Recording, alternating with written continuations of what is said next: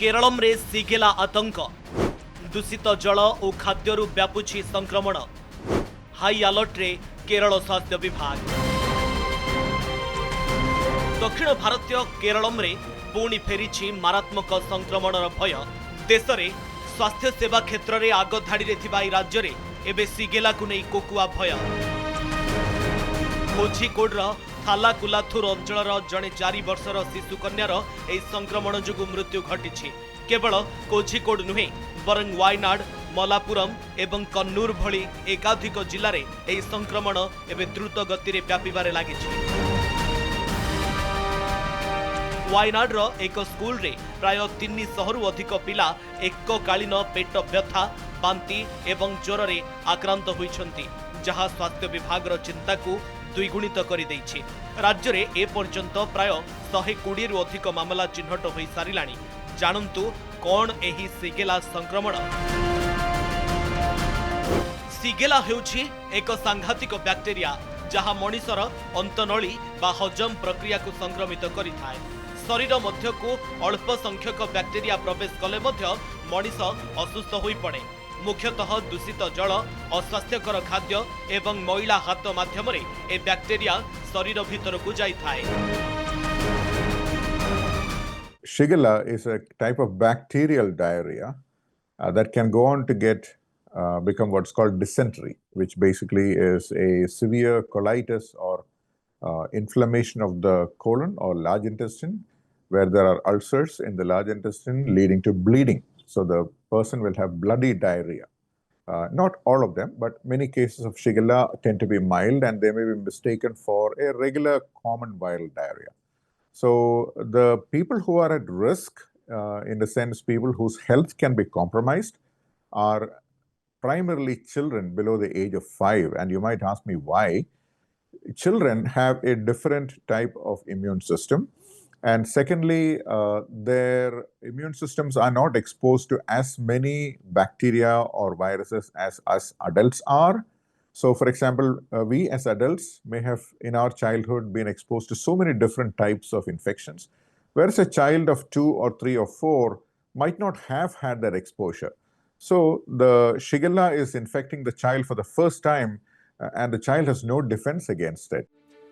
स्वास्थ्य विशेषज्ञों कहवा अनुजाई सिगेला बैक्टेरिया जनित ई रोग को सिगेलोसिस कहा जाए। यह साधारणतः दूषित पानी पीवा द्वारा बा बासी और अशुद्ध खाद्य खाइबा द्वारा व्यापी थाए। जदि संक्रमित व्यक्ति शौच हेबा परे भल भावे हाथ सफा न करी खाद्य जिनिस छुअंती तेबे एहा अन्य माननकु मध्य व्यापी जाए। एही कारणरू स्कूल, हॉस्टेल एवं जनगहलीपूर्ण अंचल रे एही संक्रमण खूब शीघ्र खेली जाय थाए। विशेष करी 5 वर्षरू कम शिशु, वृद्ध वृद्धा एवं जेउ मानकर रोग प्रतिरोधक शक्ति कम थाए सेमानंक पई एही रोग अति भयंकर रूप नै थाए। एही रोग रे शरीररू प्रचुर परिमाण रे जलीय अंश कमी जाए, जहा ठीक समय जना न पड़िले मृत्युर कारण साजी थाए। एहार लक्षण उपरे नजर पकांतु। प्रबल ज्वर और बांती, पेटरे असह्य जंत्रणा एवं मोड़ी हेबा, लगातार झाड़ा हेबा, झाड़ारे रक्त किंबा पूज पड़िबा, आखि पसिजिबा, पाटी सुखिजिबा एवं प्रबल शोष लागिबा। From a doctor's perspective, when we see patients come in with mild diarrhea, as I said, to keep the cost down, you really do not send stool for culture because these things are expensive and they require another visit, which may not be required. So the doctor uses their discretion. But if somebody is sick enough to be admitted, or if the doctor suspects something unusual, yes, the doctor may send stool samples for culture. Now, culture basically means you take a tissue, you take a sample from the body, fluids or stool or whatever it is, and you grow it in a medium to see what bacteria is growing in it. So if you see a dangerous or a disease-causing bacteria growing in the microbiology lab, yes, the lab will report it as Shigella, and there are different types of Shigella. There are 4 types of Shigella. Keralam रे शिशु मृत्यु परे सरकार action mode को आसीचंती। स्वास्थ्य मंत्री विभिन्न प्रभावित अंचल गस्त करी स्थितिर समीक्षा करुचंती। समस्त होटेल रेस्टोरेंट एवं रास्ताकड़ खाद्य दुकान गुड़िकरे कड़ा चढ़ाऊ करने को खाद्य सुरक्षा विभाग को निर्देश दिया जाइछि। ग्राहक मानंकु केवल फुटा जाइथिबा गरम पानी जोगाइबाकू बाध्यतामूलक करिथिबा बेले पानीय जलर उत्स गुड़िकर क्लोरिनेशन प्रक्रिया को जोरदार करा जाइछि।